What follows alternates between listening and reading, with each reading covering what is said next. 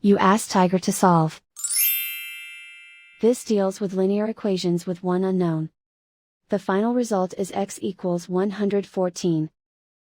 Let's solve it step by step.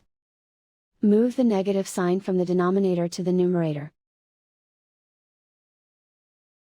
Swap sides.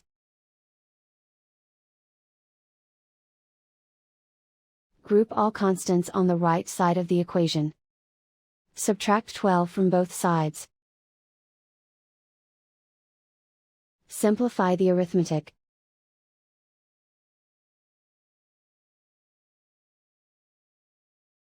Isolate the x. Multiply both sides by 6. Group like terms. Multiply the coefficients. Simplify the arithmetic.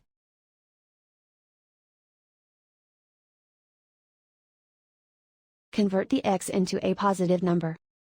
Multiply both sides by -1. Remove the ones. Simplify the arithmetic.